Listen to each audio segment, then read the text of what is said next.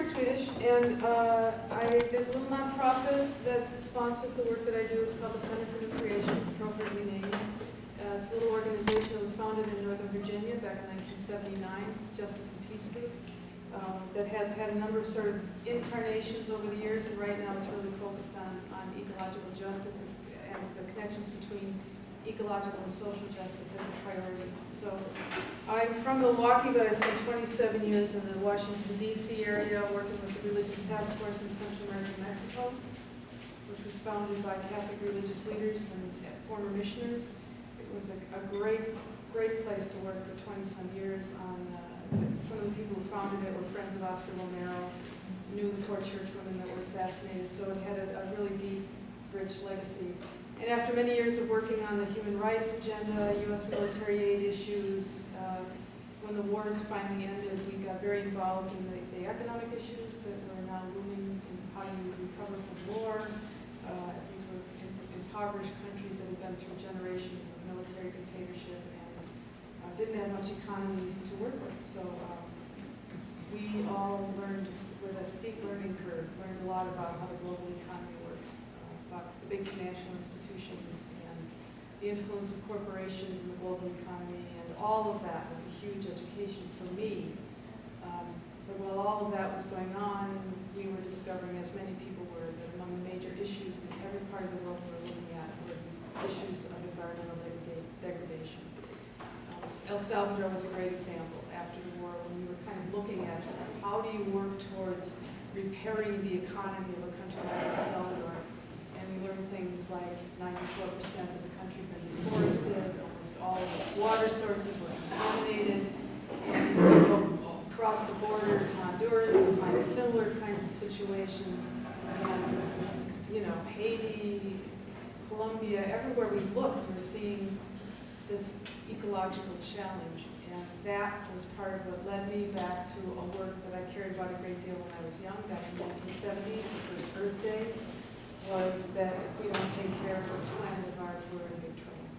So I spent a number of years really sort of moving towards connecting the human rights and economic issues we were working on to the big environmental challenge we were facing, and started a project that I called Spirituality and Ecological Hope, which is now what we're making the work at Center for New Creation. So that's my background a little bit.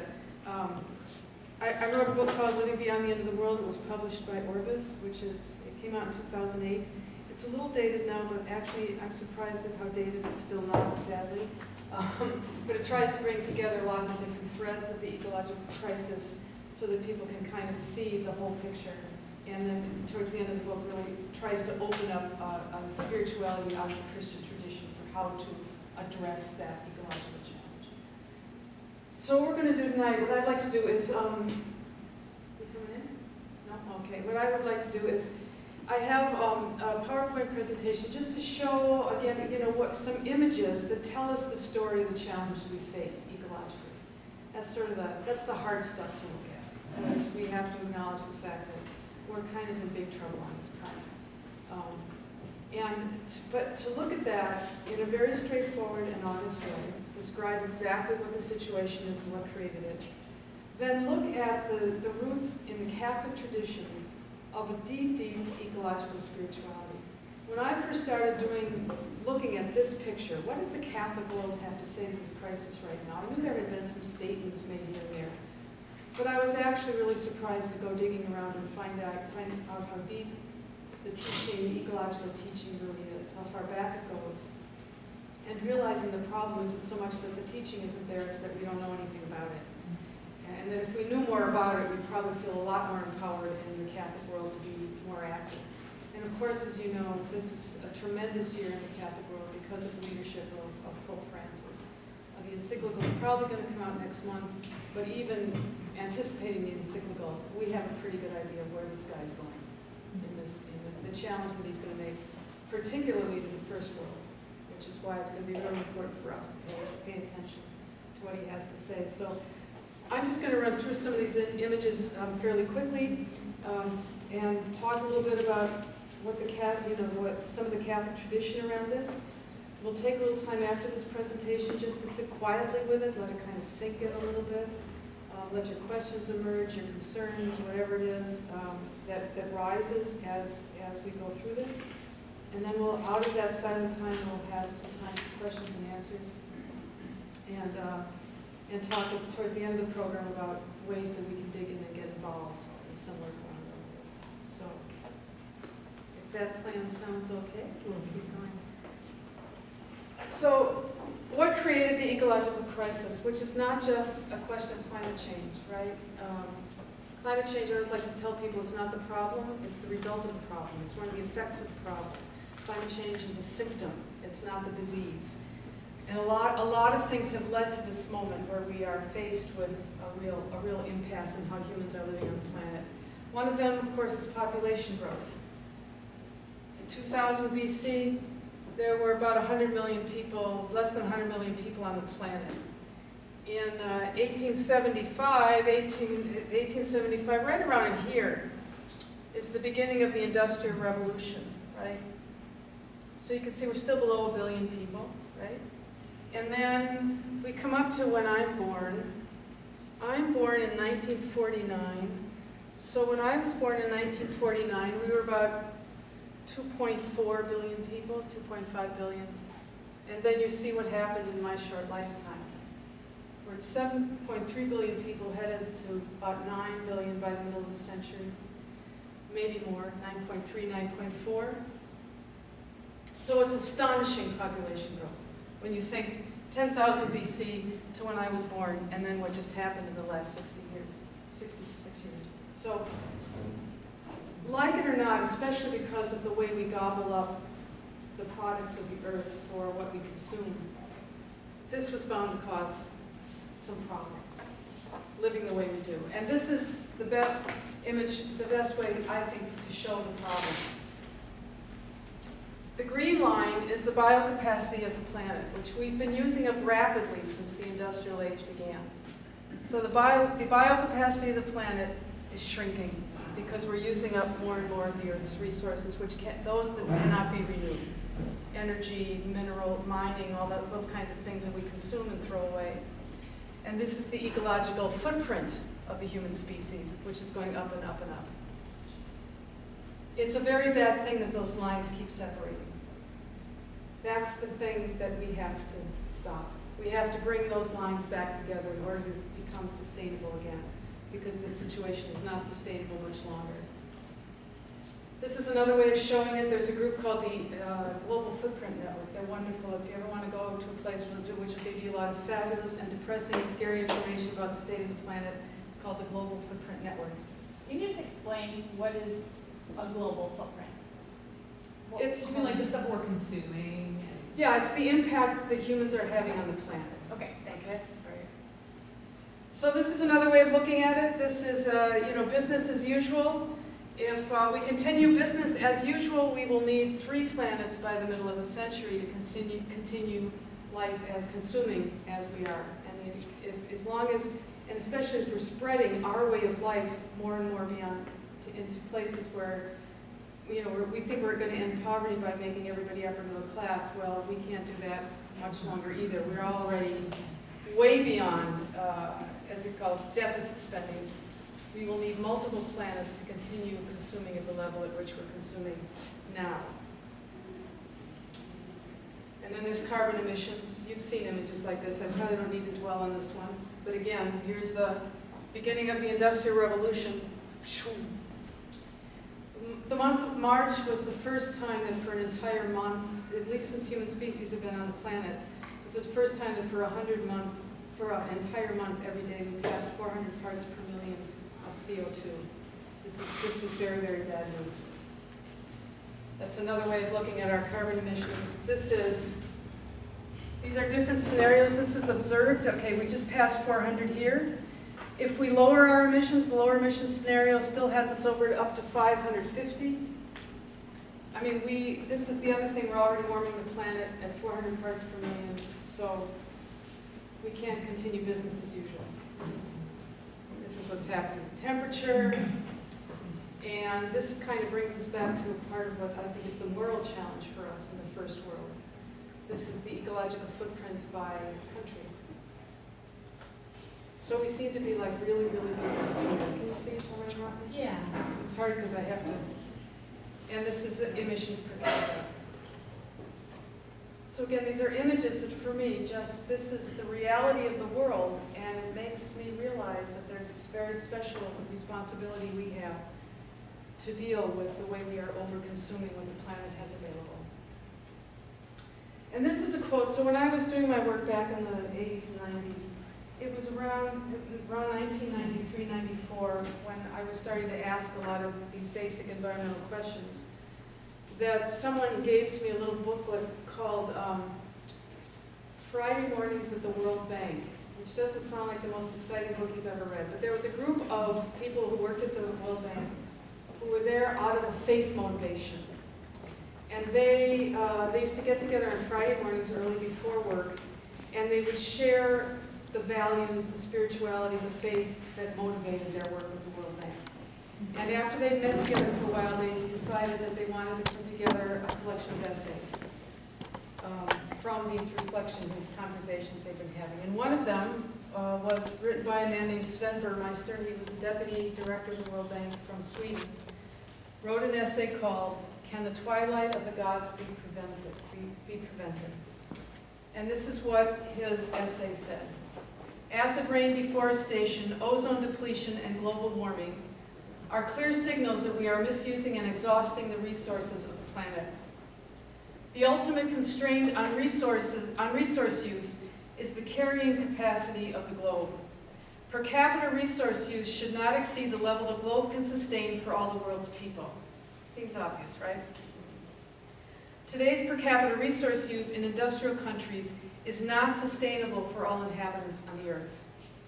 The planet is capable of carrying only 500 million people indefinitely at the level of income and technology in the United States today. This was written in 1993. If resources were used more prudently, as in Europe and Japan, the planet might carry 1 billion people indefinitely. Demographers estimate that if present trends continue, the world's population will stabilize sometime in the 21st century at 9 to 12 million human beings. I remember reading this and I was stopped in my tracks. I thought the math didn't work out here. We have a problem. So for me, this is the ultimate moral challenge of our time. Almost everything else that we think about, social justice, economic issues, whatever it is we care about, if we don't fix this, we can't fix any of those other things. So, the big moral challenge of our times. Now, as I said, the Catholic Church has not been without voice in all of this. The first Earth Day goes way back to 1970. Probably remember Gaylord Nelson. And I remember going to events when I was in college when Earth Day first happened and being really inspired by this, thinking we were going to save the planet. But even then, a lot of people knew we had a problem. And in 1972, in response to this growing international awareness around the environmental crisis, the UN had its first conference on the environment. And for that conference, as his contribution to it, Pope Paul VI sent a statement to the conference on behalf of the Vatican called A Hospitable Earth for Future Generations, in which he wrote, "Today indeed there is a growing awareness that man, it's a different time, so man and his environment are more inseparable than ever. The environment, it essentially conditions man's life and development, while man in his turn perfects and ennobles his environment through his presence, work, and contemplation. But human creativeness will yield true and lasting fruit only to the extent to which man respects the laws that govern the vital impulse and nature's capacity for regeneration. Both are united, therefore, and share a common temporal future. So man is warned of the necessity of replacing the advance, often blind and turbulent, of material progress left to its dynamism alone, with respect for the biosphere and an overall vision of his domain, which has become one Earth. How can we ignore the imbalances caused in the biosphere by the disorderly exploitation of the physical reserves of the planet, even for the purpose of producing something useful, such as the wasting of natural resources that cannot be renewed, pollution of the earth, water, the air, and space with the resulting attacks on vegetable and animal life. All that contributes to the impoverishment and deterioration of man's environment to the extent it is said of threatening his own survival. Finally, our generation must energetically accept the challenge of going beyond partial and immediate aims to prepare a hospitable earth for future generations. That was 1972. 1991, the U.S. bishops came out with their statement, Renewing the Earth. Some of you may remember it. It was a remarkable document in its time, in which they said safeguarding creation requires us to live responsibly in it, rather than managing creation as though we were outside it. So there's really beginning to be this recognition and the statement being made that creation and us, we are all in this intimate relationship, and we need to take care of it if we're going to survive. John Paul II, in his January 1st, 1990, his World Day of Peace statement, he titled this, Peace with God the Creator, Peace with All of Creation. And he wrote, in our day there is a growing awareness that world peace is threatened not only by the arms race, regional conflicts, and continued injustices among peoples and nations, but also by a lack of due respect for nature, those are his caps, not mine, due respect for nature, by the plundering of natural resources, and by a progressive decline in the quality of life. The sense of precariousness and insecurity that such a situation engenders is a seedbed for collective selfishness, disregard for others, and dishonesty.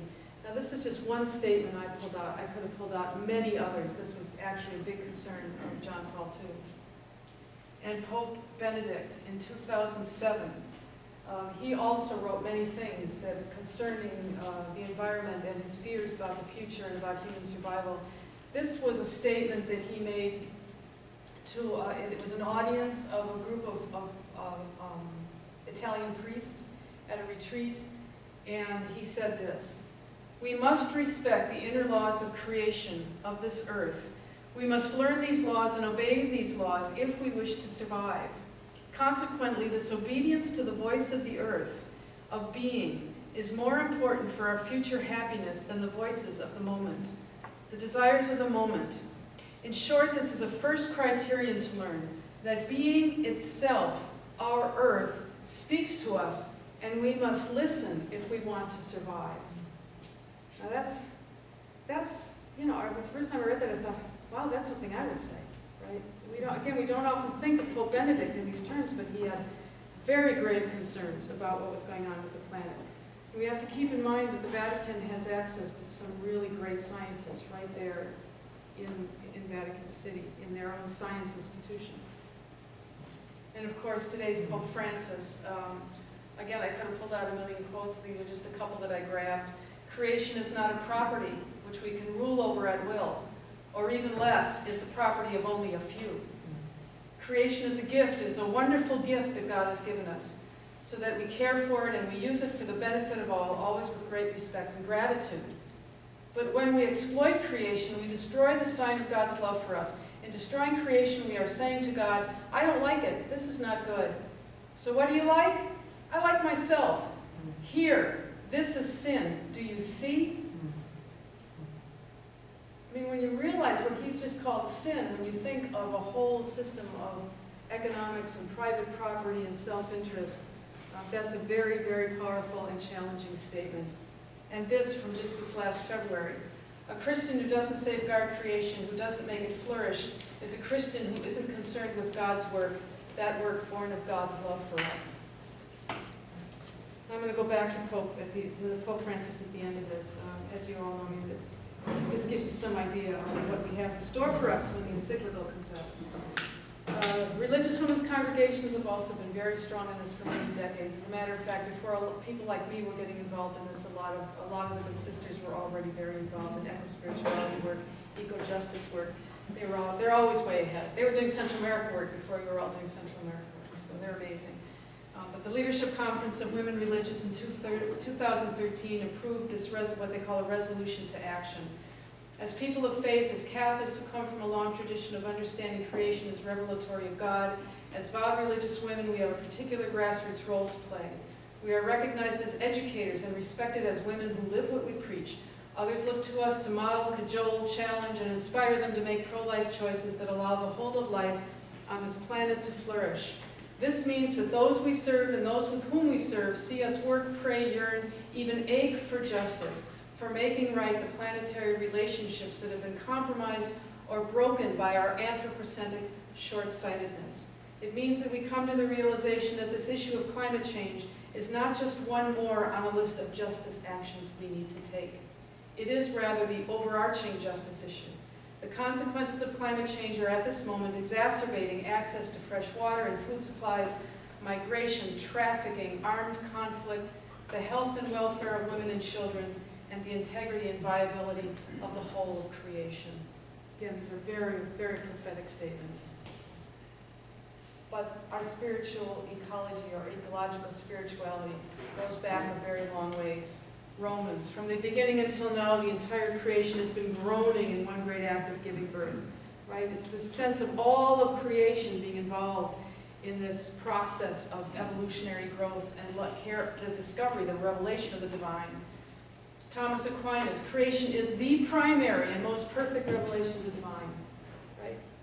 Creation itself. And this is one of my favorites. Bonaventure, the Franciscan. Whoever is not enlightened by the splendor of created things is blind. Whoever is not aroused by the sound of their voice is deaf. Whoever does not praise God for all these creatures is mute. Whoever after so much evidence does not recognize the maker of all things is an idiot. I love that. But again, it's a long, long, old tradition of seeing in creation itself, in the work of this beautiful earth all around us, the revelation of the divine, of God. And of course the Psalms. Psalms comes next. St. Francis. I won't read this whole thing because you all know this wonderful, praise the brother wind and sister water and all of that. St. Francis. And Psalm 148, still one of my favorites. Praise Yahweh from the heavens, and the rain, and the wind, and the snow, and the sleet, even here in Milwaukee. And so then it brings me back to this question, so what have we done to creation? Here's this beautiful revelation of the divine. This is in our tradition from as far back as we can possibly go, right to the Genesis story. And what have we done to it?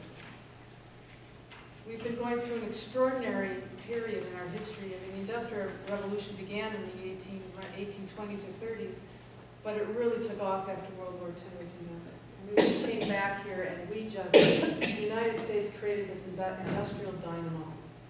And it was all based on consuming stuff and raising a standard of living and comfort and convenience that's like nothing humans have ever seen before, nothing this planet has ever seen before.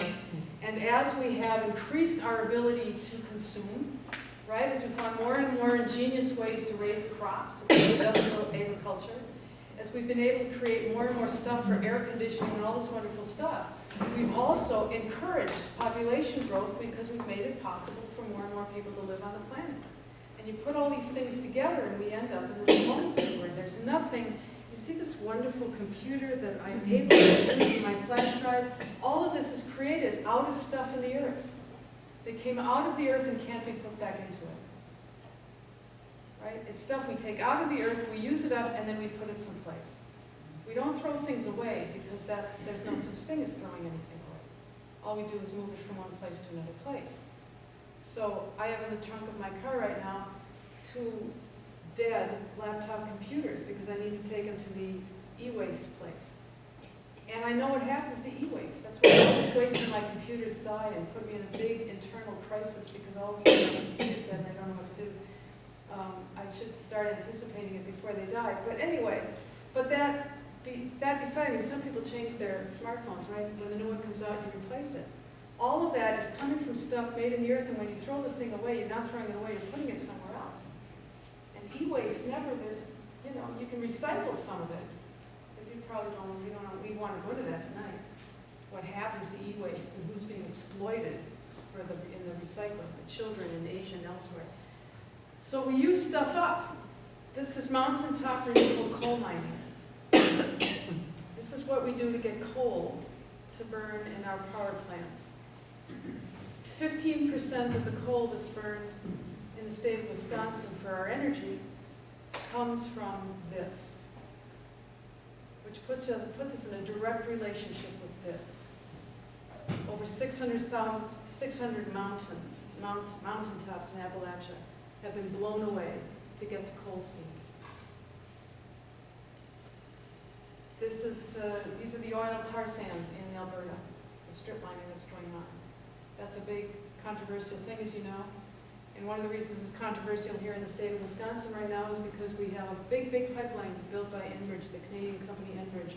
And they're expanding the capacity of that pipeline network so they can bring more and more of this tar sands oil from Alberta to Superior to the refineries, or through our state to the refineries either in Cushing or around to BP in Whiting, Indiana. So our state is being used to transport this. We have a direct relationship with this. This is what a rare earth mineral mine looks like. From places like this, we get what we need for our computers and our smartphones, also our solar panels. Lithium batteries come from rare earth mineral mines. And this, for those of you who love western Wisconsin as much as I do, is a frac sand mine. There's about 134 of these now in counties of western Wisconsin. This just breaks my heart. I mean, when you take these sand hills, when you destroy them, like the mountaintops in Appalachia, that's forever. It's like you don't put them back. And this, within the last year, twice I've done some work with the Sisters of the Humility of Mary in western Pennsylvania. They have 726 acres that have been part of their community for about 150 years. And they happen to sit on the Utica and Marcellus Shale, which is a place that's being fracked for oil and gas. Huge region of western Pennsylvania and eastern Ohio. So this fracking company, an energy company, came knocking on their doors, wanting them to sign a lease to allow them to frack their land. They, of course, refused to do it, and it became quite a battle. But a lot of their neighbors signed leases because they were offered all this money and didn't necessarily know what they were getting into. And so the last time I was there, I walked to the edge of their property. I'm standing right on the boundary of their property. There's no fracking going on in their property, but this is what's happening just beyond the barbed wire fence. This is right along their property. So now they're having the water tested every day right now, in fear that at some point they could find their only water source, which is groundwater wells, might be contaminated. Phosphorus pollution in Green Bay. Well, and there's this, and there's this. You know what that is, which is really part of the problem, is urban and suburban and exurban sprawl. Every time I hear about more farmland out in southeastern Wisconsin going under for another development, I just want to cry. Because I want to say, you know what? We're going to need that farmland sometime really soon. And again, this just shows where the energy is being used up. This is a NASA composite photograph, nighttime photograph. And then just finally this. I found this actually, there's this incredible document from the Pontifical Academy of Sciences and Pontifical Academy of Social Sciences. You probably read that the Pope just called a summit that took place at the Vatican with a number of world religious leaders and scientists. There were about 50, 60 of these people gathered for a summit in the Vatican, and they issued a very powerful declaration at the end. But in preparation for that, the Academy's put together a paper. It's 12 pages long. You can find it online. I have the name of it in the slide later on. It's well worth reading. But at the end of this, again, they just were putting together some of the factors that show us, you know, that are measures of the growth of human activity on the planet, which again, just is a way of indicating why we've come to this moment of crisis.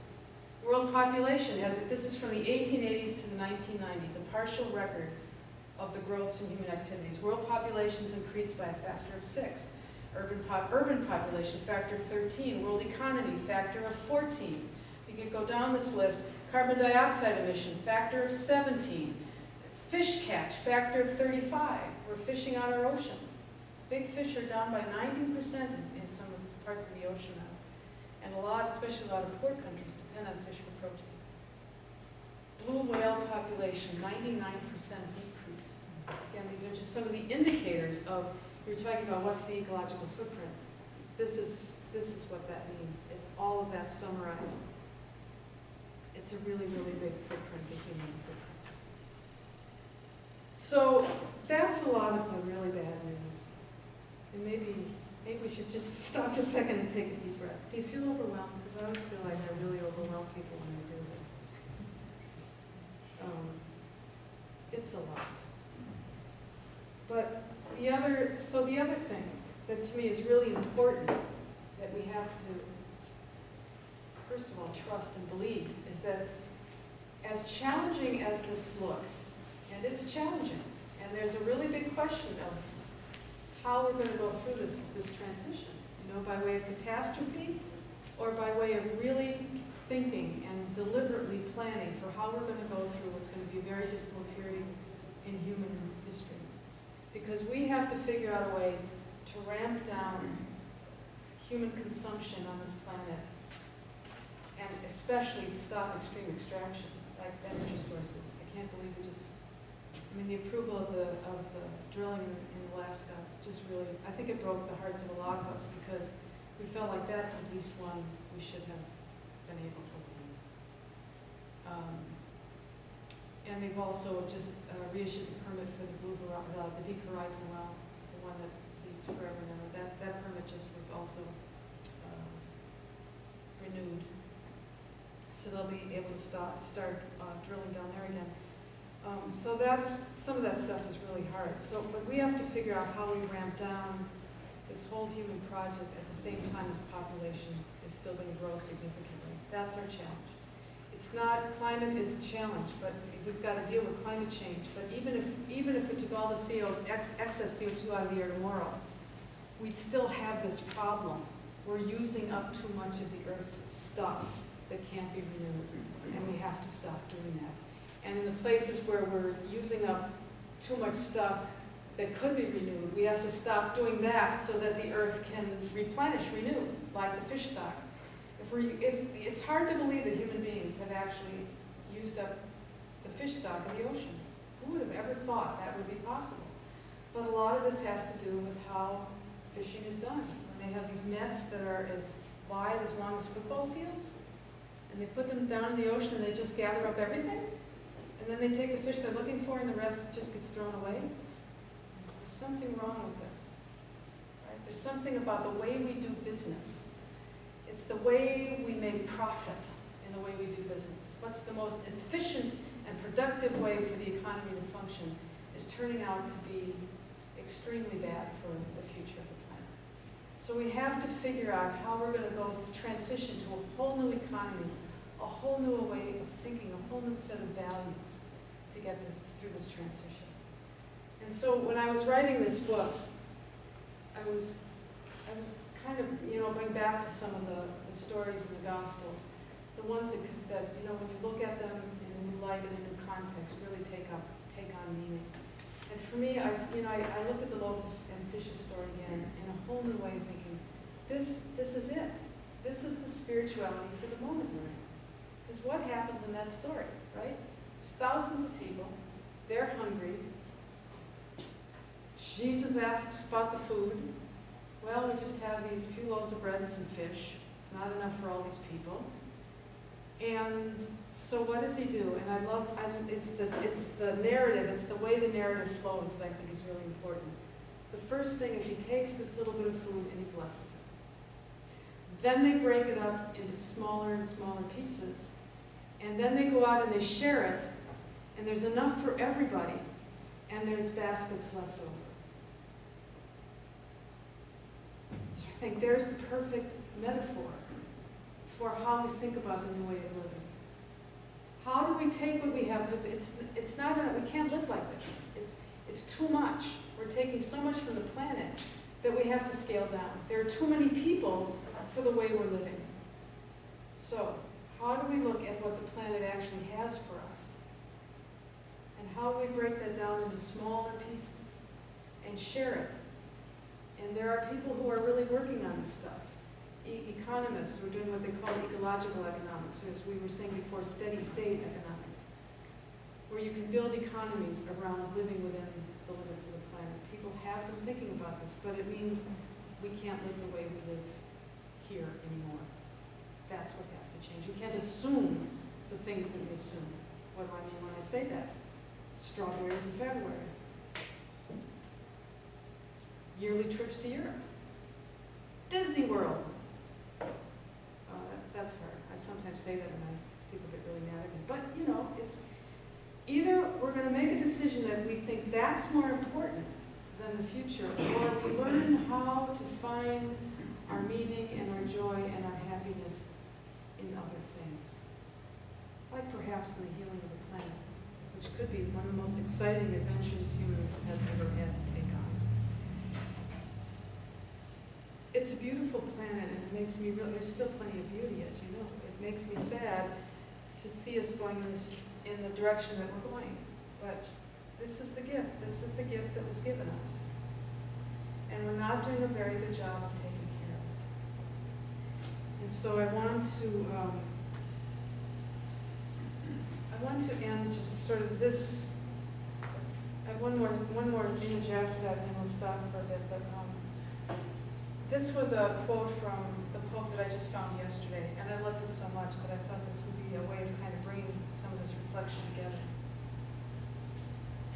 The time to find global solutions is running out. We can find appropriate solutions only if we act together and in agreement.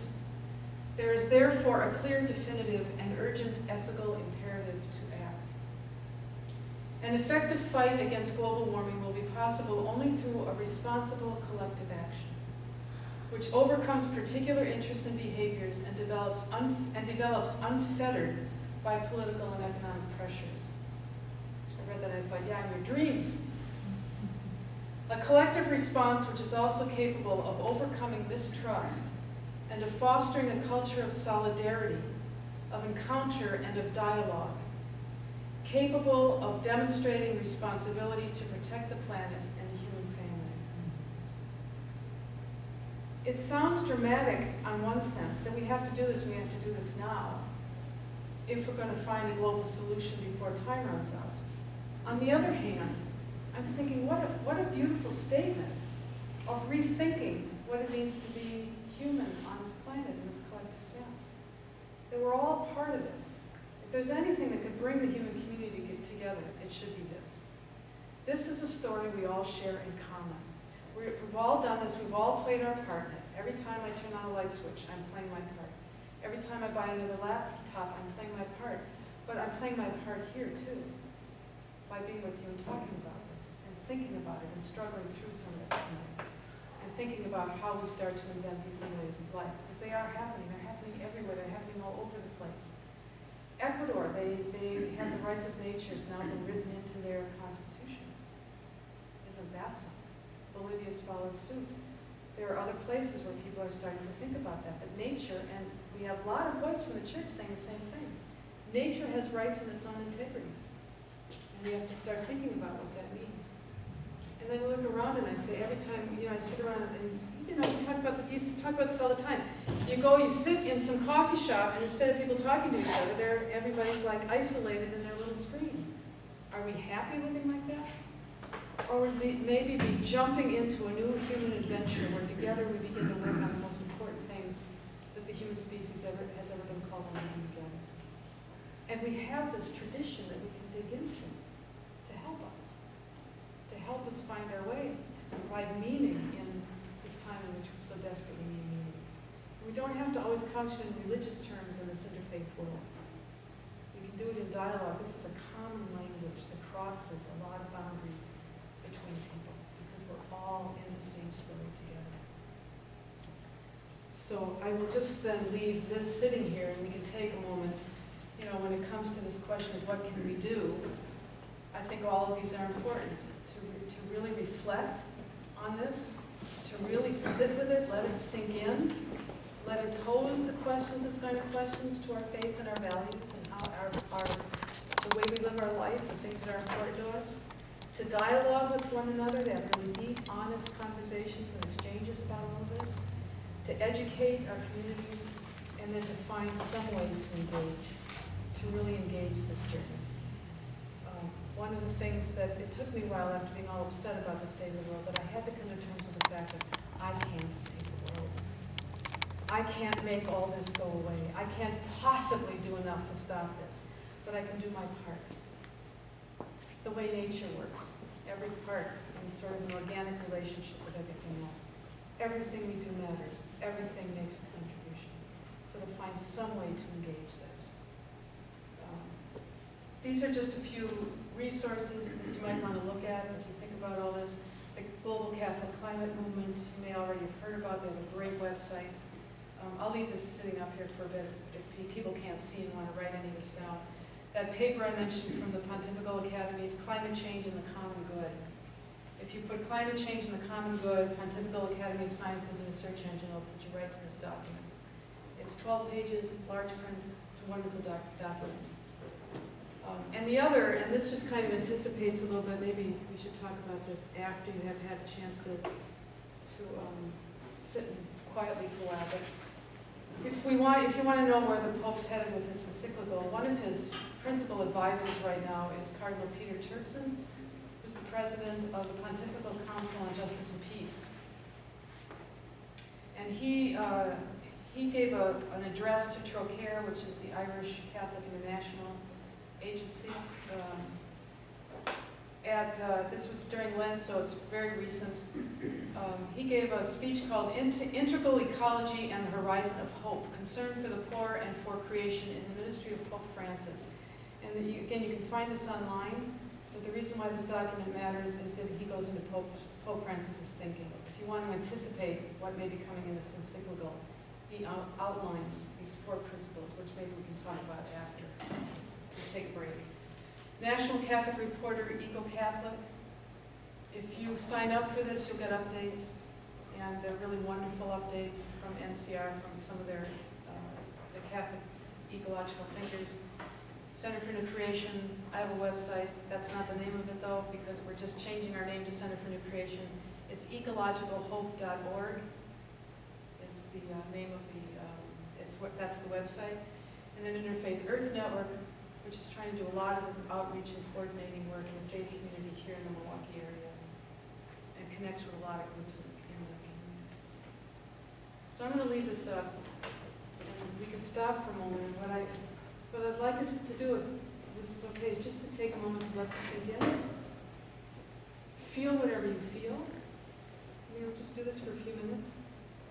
Because I find sometimes when people just start immediately dialoguing and question and answer, we can get off into some, we spin off. But instead of spinning, to just really, really let this sit for a second and listen to what's going on. Write something down, write notes if you want to, and maybe have the questions and thoughts, your responses emerge out of the silence. How does that sound? So I have some scrap paper from the office, because we reuse everything that we can, in keeping with our environmental principles, and I have some pens, so if anybody would like to do some writing.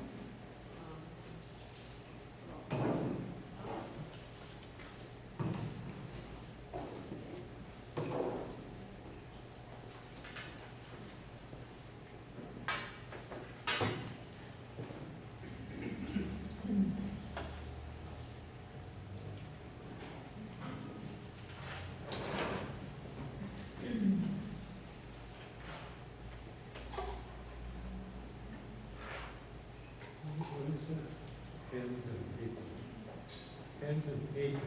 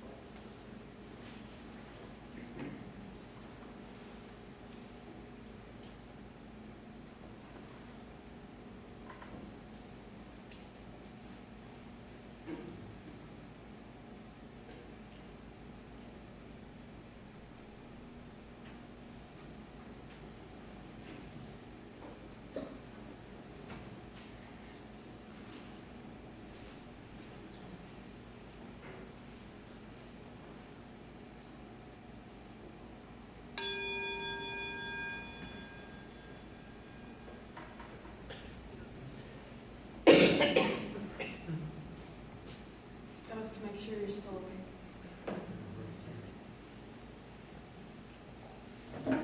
Thoughts, questions, responses?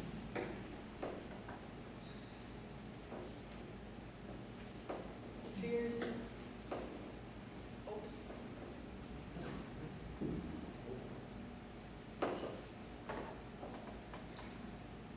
Well, I'm really interested in talking about like systemic solutions. I guess partially because I'm kind of coming from the framework of thinking about this more as an issue of how we organize ourselves economically and distribution of resources more than population. I read a book this past fall called "To Be Equal?" which kind of sold me on the argument that we're not overpopulated, but either way, I think whether you accept the overpopulation view or not, it seems like, like being a person in the first world is very different from being a person in Africa, right? And most of that is not just individual consumer choices that I make, in my view. So I'm kind of wondering, like, what can we do, about like the fossil fuel industry, what can we do systemically? Or is there, like, do you see hope for like major systemic change on that, or do you think that's not going to happen, or where could that go? Well, that's a really, really big topic. It should be hard to do in a few minutes, but this is what we need to be talking about. We need to be having not just one night, but really have opportunities to dig into this. I would never say any more than climate change I wouldn't say climate change is the problem. It's a result of the problem. Overpopulation isn't the problem, and I wouldn't even use overpopulation. Population growth is happening in tandem with industrial growth because those two things feed each other. If you deal with the industrial growth model, you will deal with the other one. I don't know if that makes sense, but Well, kind of. because what I'm saying, here's a great example is the Green Revolution.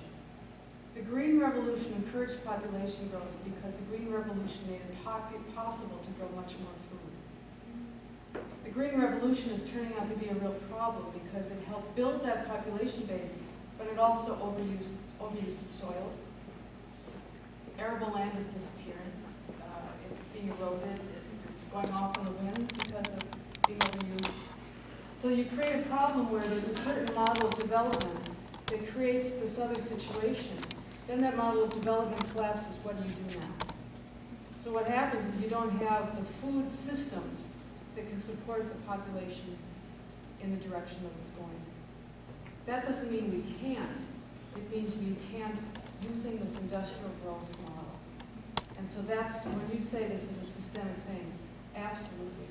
I don't think you get to the heart of the matter at all unless we address the industrial growth model. It has become wholly unsustainable from the point of extraction, production, consumption, and waste. Those four elements are what it's built on.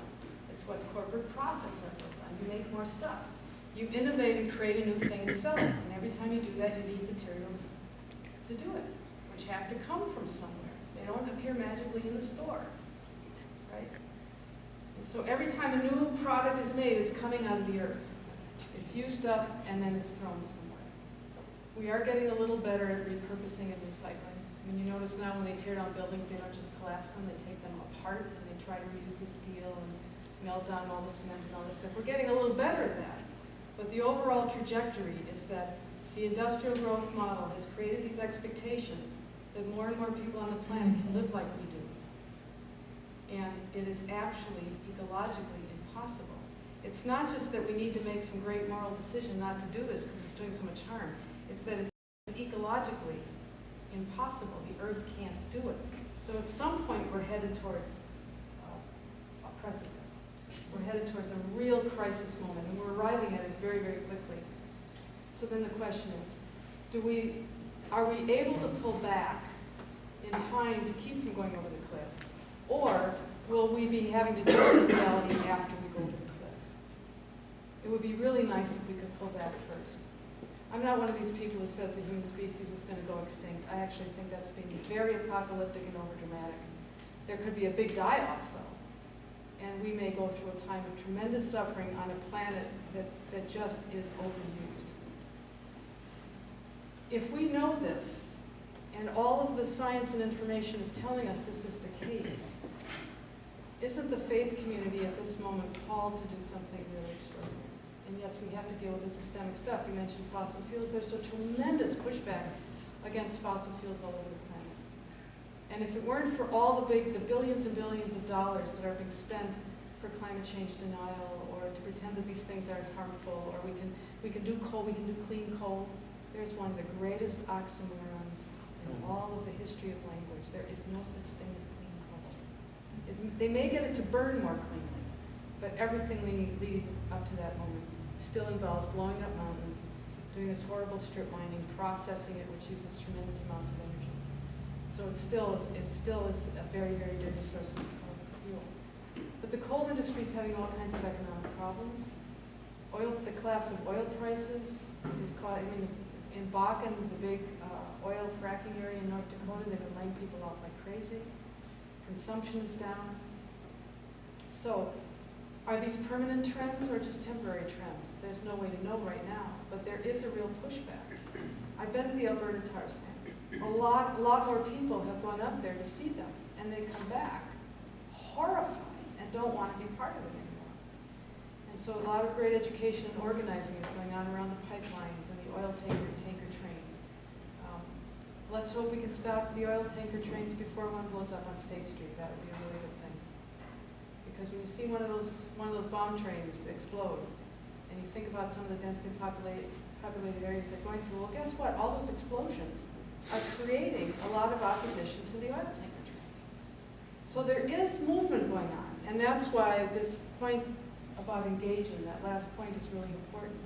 Once we know these things, then where can we engage to be part of that process of pushing back against these industries, especially the incredible propaganda that they're putting out now. I mean, every time I see one of those natural gas commercials during the news, I just want to say, she's so pretty and so smooth and so right. I was going to say that, you nailed safely it. fracking the earth for this wonderful, safe gas. Like, oh.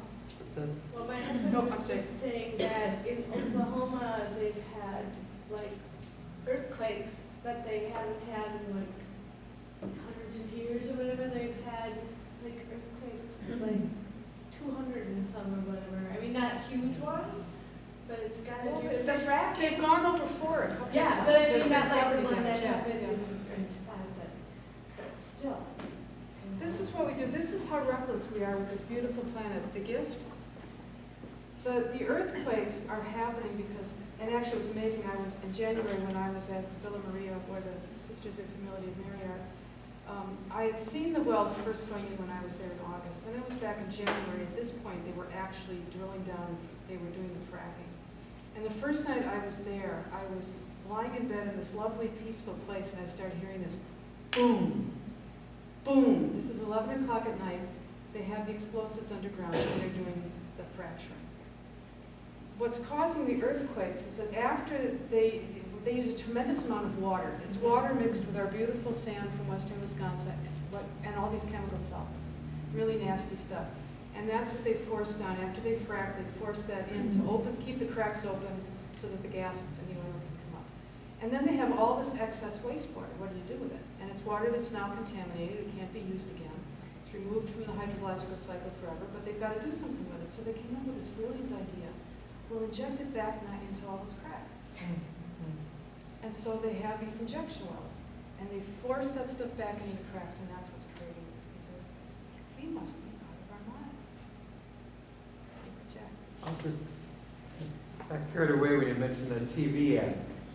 It's so real. And in fact, the TV ad actually does reflecting, dialogue, and education.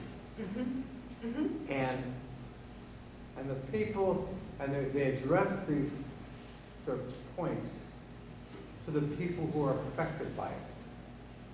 So when you talk about Oklahoma and Louisiana, and the people who are afraid of losing their jobs, Yeah. You have legislators in Louisiana who are fighting the environmental protection regulations because it will affect the industries in their state.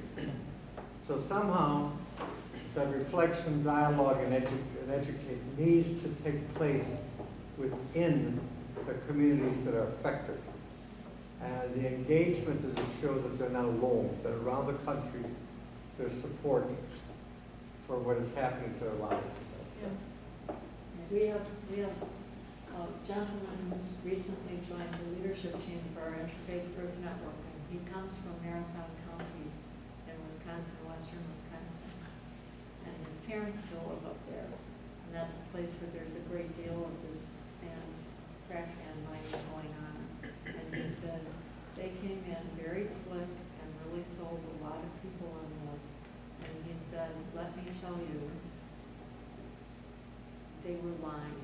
And everybody up there now is just, or many of the people up there now are just so angry. They are getting sick in the air, their water is getting polluted, and they're not getting the money or the jobs that they were promised.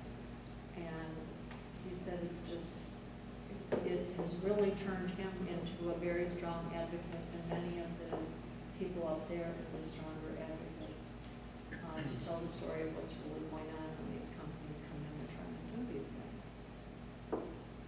Yeah, I mean, there's these boom towns. Bakken was a great example. It's a boom town, and now the boom is crashing because of the low oil prices and unemployment skyrocketing. They build all these man camps, and what they're leaving behind are a lot of people who are drinking too much and drugs and are unemployed. And now North Dakota is stuck with having to deal with, what do you do now with all these unemployed people? There's a lot of domestic violence going on. There's a lot of gang activity going on. This is what the boom means. I mean, when I was in Fort McMurray, up in Alberta, which is the cities that's right in the heart of the tar sands industrial area, we were told to be very careful being out at night. I mean, you've got all these young men coming into Alberta making a lot of money. The average salary for people working on site was $170,000 to $180,000. That's how you get people to live in some isolated, cold, dark place in northern Alberta, right? You got to pay them really well. Yeah.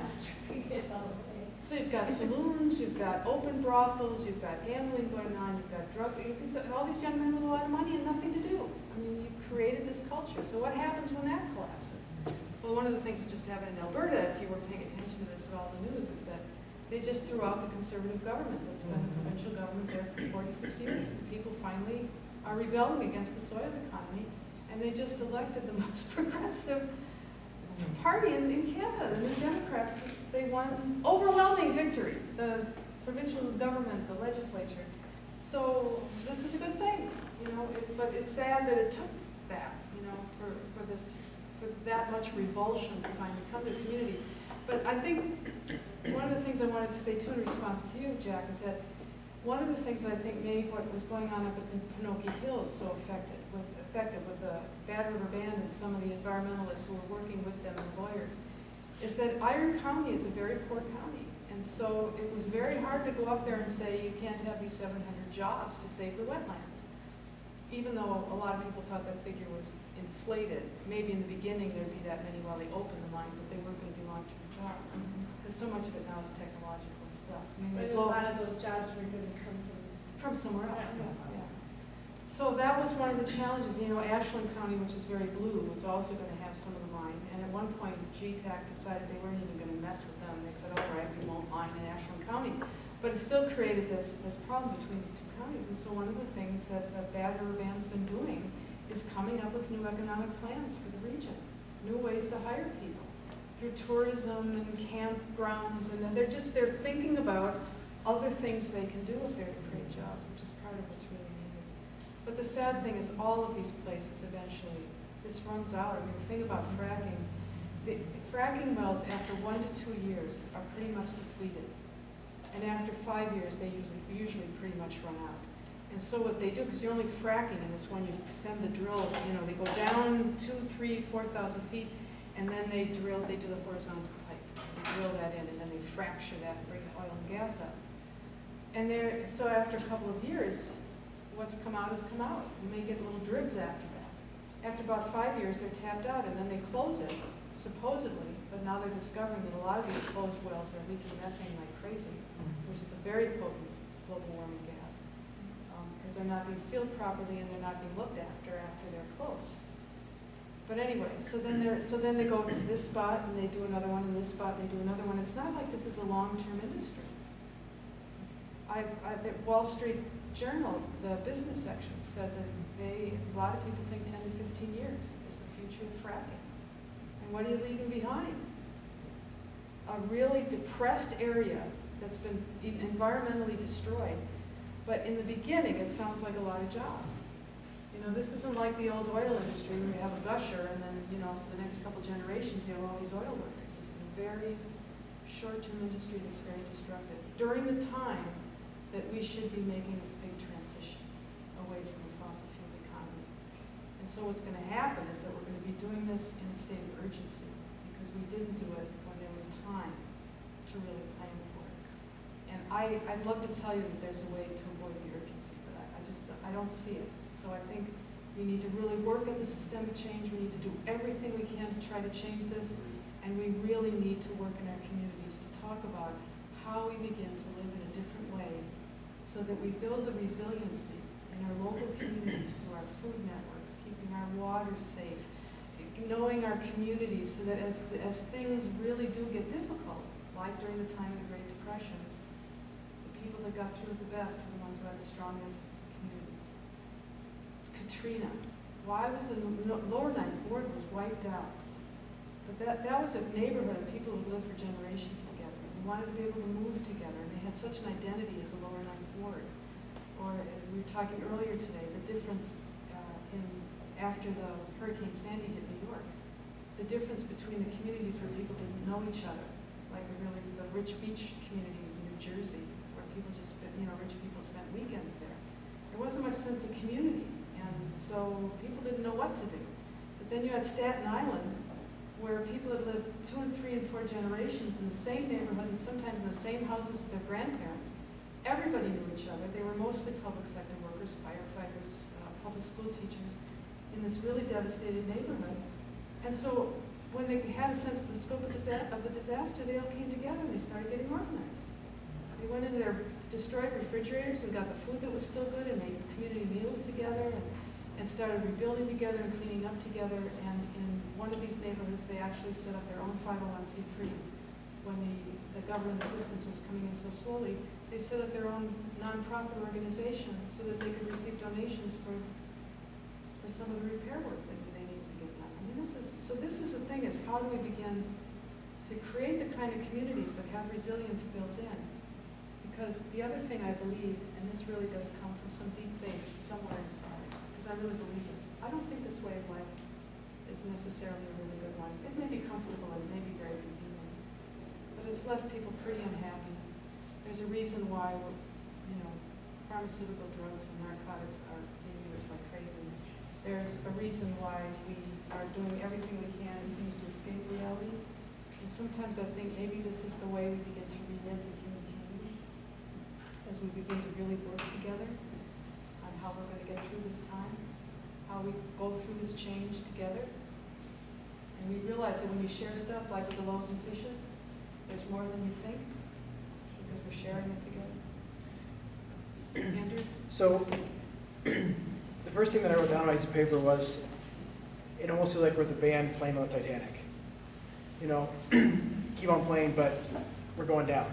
And the examples that you've just given of radical change happening in Alberta, in neighborhoods in Staten Island, in the Lower Ninth, they came as a result only of catastrophic disaster. So I wonder, is it going to take it on a global scale, some sort of catastrophic disaster, for people to come together and work as a global community to affect change? What else, if not, what else is going to get us away from a culture of greed, of consumption, of comfort, and a culture where those who are already being affected by this, those who are already feeling the implications of our consumption are the poorest voices of people who are most marginalized and therefore have no seat at the table. So they're the ones who already know about this, and they're the ones already talking about it, but no one's listening to them. So if not a catastrophic event, what's going to get people to change? Did you want me to answer that question? Maybe it was rhetorical, I don't know. You know, it's hard, it would be hard for me to say, no, there's some other way. I mean, it does, people talk about how incredibly adaptive we are, and now I think that's an evolutionary weakness. Is that how easily we just adapt and absorb. It's like there's Katrina and there's Sandy and there's unbelievable heat waves, and we just go through it and the next thing happens, and then we just go on with our lives. We are amazingly adaptive creatures, and right now that's probably working against us. But at the same time, you know, like I say, there are places in the world, because we're also biological beings, which means somewhere inside, if we get off our screens and get off the pharmaceutical drugs and all of that stuff and really listen to what's going on inside, we know we're in trouble, and more people know. And so there is sort of this danger reflex that's kicking in, where a lot of people are beginning to get organized. And the climate march was really a stunning number of people, you know, 200,000 people in New York. That's significant. Is it enough to save us from disaster? Probably not. Can we mitigate the disaster some? Yes.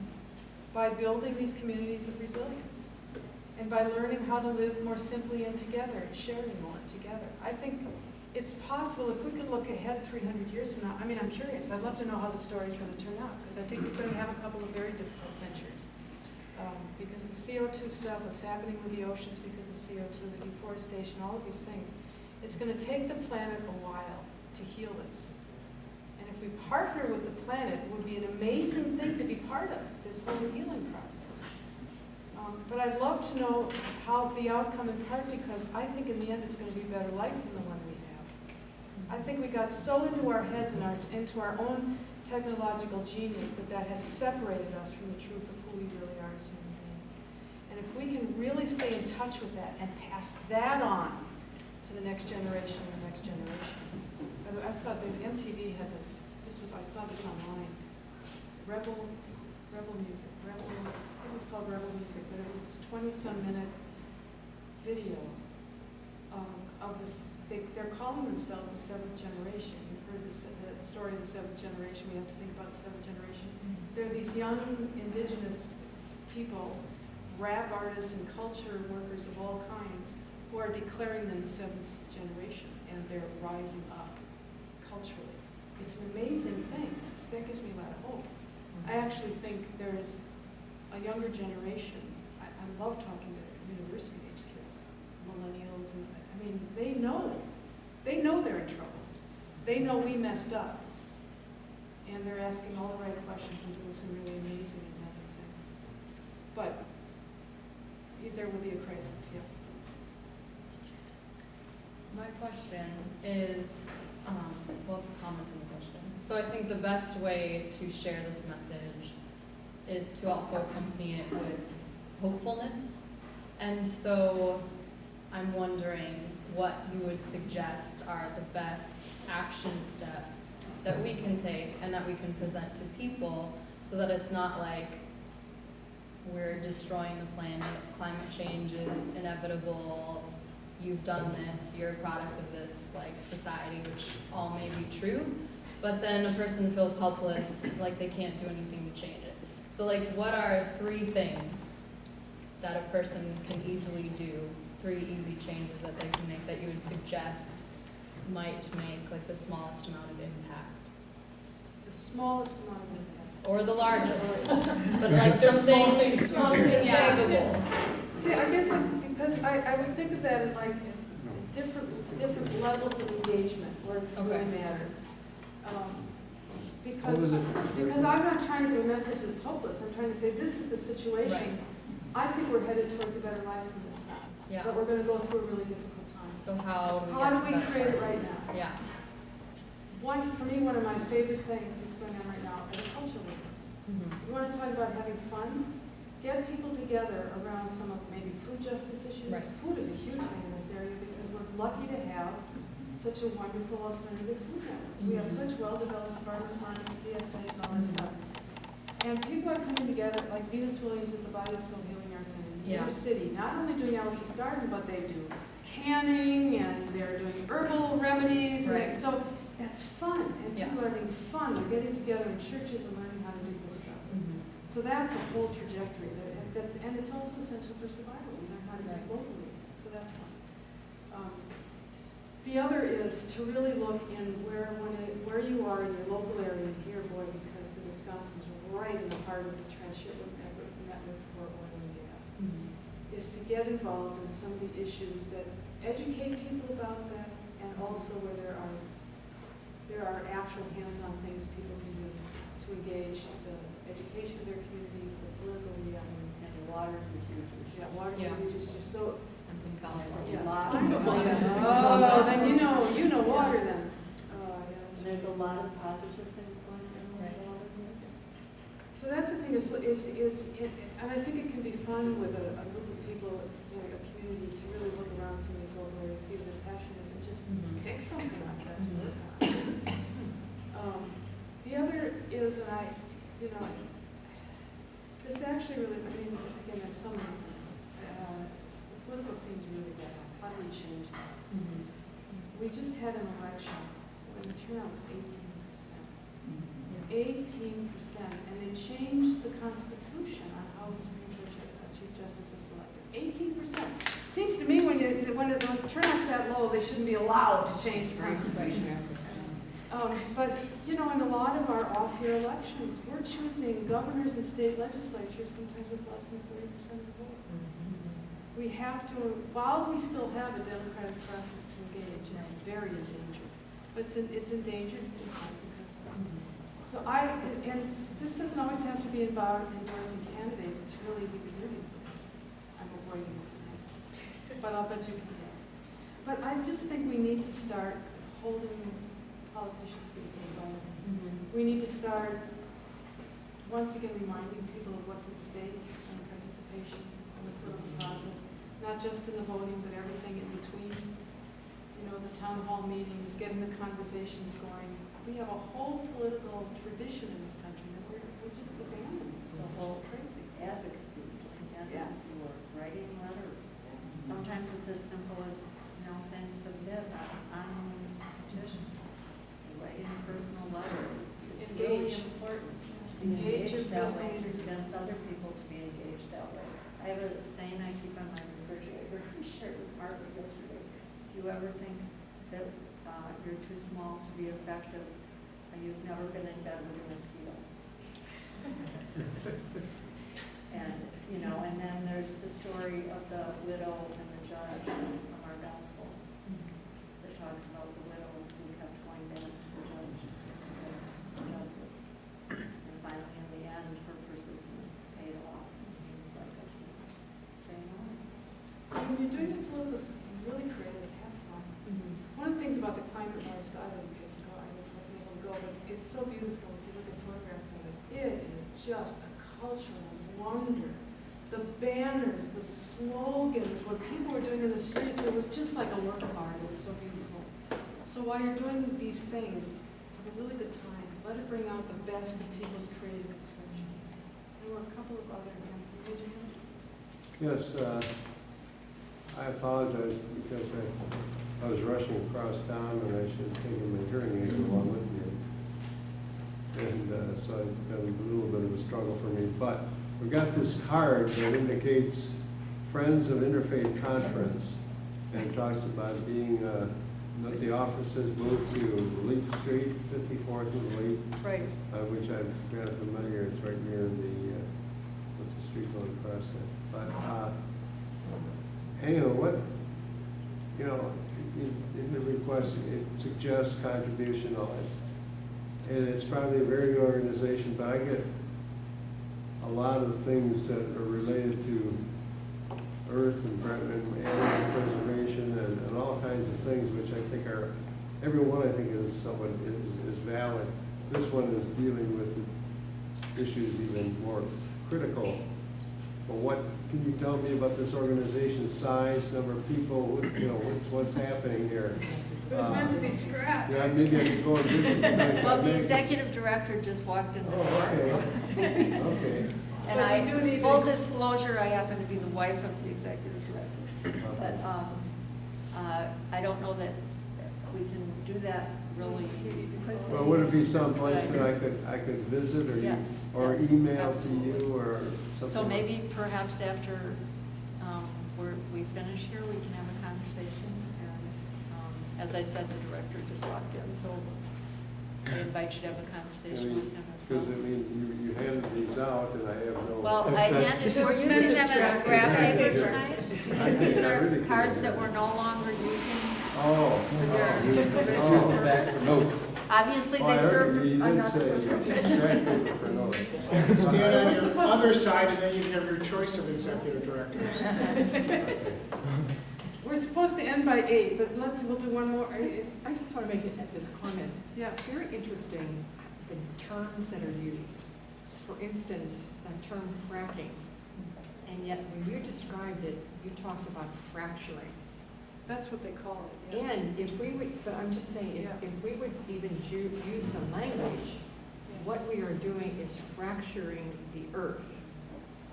And so we name it, we use the word fracturing instead of fracking, so that people really hear that if you fracture something, you're doing a heck of a lot of damage. You might cause earthquakes. Yeah. I mean, think about what some of this deep sea drilling will mean when as this is being proved.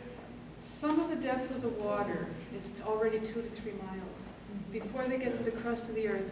Then they're going to go down another 2 or 3 miles or more. And they say that they'll be able to control leak issues and accidents. But they already couldn't do that. They could go into deep pressure. So, I mean, when you think about it, it sounds insane. And I do think it's true. If we describe it accurately, I think people are We wanted to end with one little reflection. If you have other things you want to talk about, I'm happy to stick around for So I'd like to ask for 4 volunteers with strong voices to come up and join. Just because I think if you project that way, everybody can hear what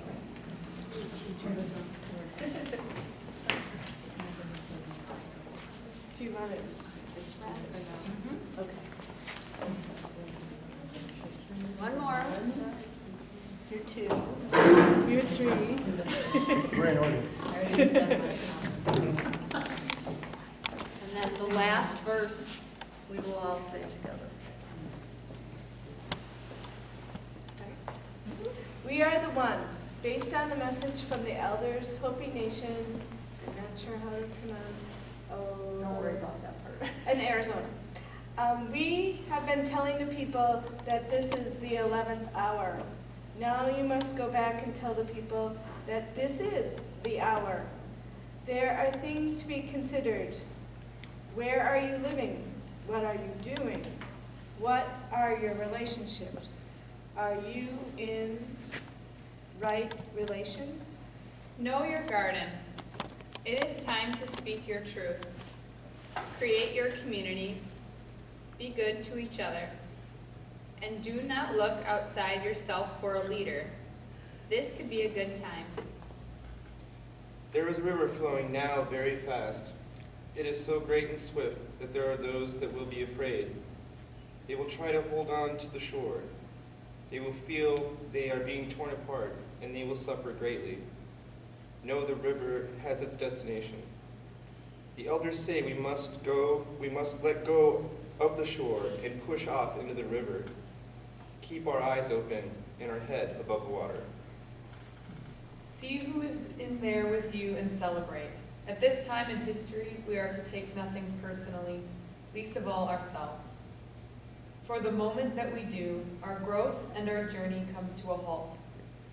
All that you do now must be done in celebration, for we are the ones we've been waiting for. And everybody together. We're the ones we've been waiting for. Stand up, stand tall, stand together, trust yourself, trust each other, Find courage, face the future, work together. Yes. Thank you. Thank you all very much for coming. One of the things, I didn't have a chance to really introduce myself in the beginning. I am Katie Heinen. I'm on the leadership team for the Interfaith Earth Network. We were many different people. I invited Margaret to do this with us tonight after Andrew contacted us because she has done such wonderful work connecting the dots with the Catholic social teaching and the popes and all of that with the climate issue and the environmental issue. I want to thank her for agreeing to work with us on bringing this to you.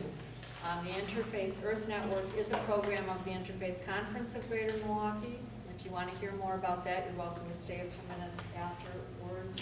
But our work involves working with faith communities and individuals and people of faith to bring more awareness to what we talked about tonight, the environment.